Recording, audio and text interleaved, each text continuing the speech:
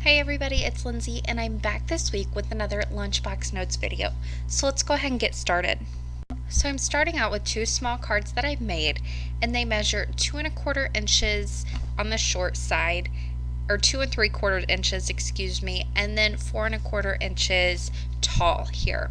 And now one of these I'm going to go ahead and keep a horizontal, and the other one I'm going to do a vertical for the longer side. So I'm going to do two different orientations here. I'm using the Lawn Fawn Critters from the Past stamp set, and I'm using Memento Tuxedo Black ink for my stamping.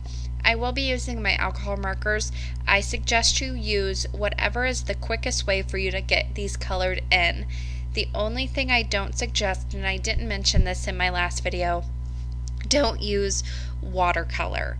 It just doesn't work out because things get wet in a lunchbox, it runs, it gets all over hands. It's a big mess. Trust me, I learned the hard way on that one. So I am using alcohol markers to color in all of my images today. On this first card, I just stamped out that first dinosaur there, masked it off, stamped the little palm tree, and then I'm just going to stamp 3 rocks. One the single one, the other the double set of rocks, and that will finish that card off. I can remove my mask and it is ready to be colored in. Now for my next card, I got a little bit carried away. This is the one I'm going to keep horizontal, and then I'm going to go ahead and stamp that first little dinosaur in the egg, and also off to the left of him I've stamped the little top of his shell that looks like it's broken off. I masked him off, and then I stamped the unbroken egg to the right of him with the polka dots. Now I went ahead and mounted this T-Rex little dinosaur onto an acrylic block, and then I will stamp it off to the left of the card. I went a little bit off screen here, sorry about that, but I'll scooch it back up now once I realized. I masked off that T-Rex, and then I'm bringing back in this palm tree, and I'm going to stamp 3 of these. I went ahead and stamped one that looks like it's going to be behind the T-Rex. I'll stamp another one to the left of the T-Rex, and it will look as if it is hanging off the card here. And then I'm going to go ahead and bring this over to the right side as well, and I will stamp that in just a moment. Now you could really simplify this card down. Just keep the dinosaurs, don't stamp the trees. You could just keep one tree in. You know, it's really up to you how far you want to take these. Here you can see I've got both of these cards stamped out, ready to go, and now I can go ahead and color them. So I'm keeping these pretty simple with my coloring, nothing crazy here. I'm going with a green for this dinosaur, and I'm using 2 or 3 colors on him, nothing crazy or anything. And then when I go in to color my trees, I'm coloring them all at one time so I don't have to keep switching markers out.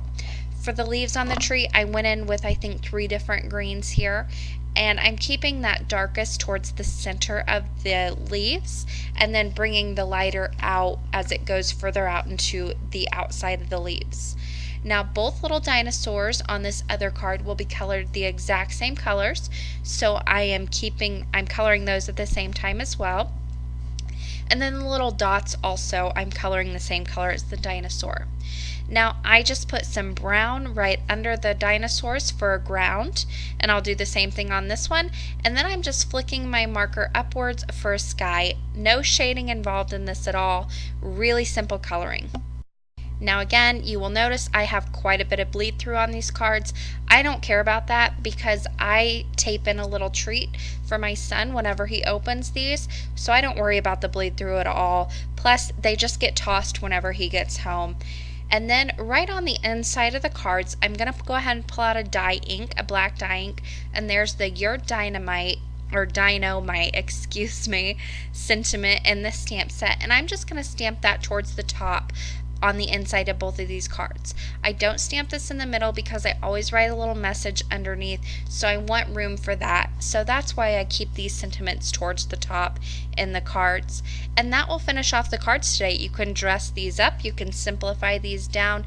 This is just a starting idea for you to make some lunchbox notes of your own. I hope you guys enjoyed this video, and as always, I will leave you with just this close-up and a few pictures.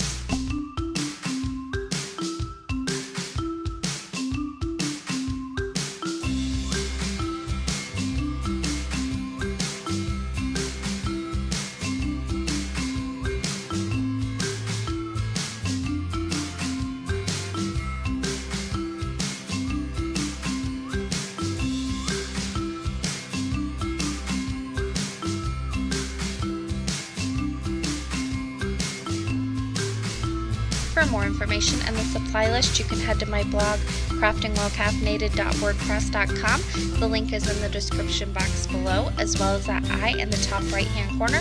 That will get you there too. Thank you guys so much for watching today, and happy crafting!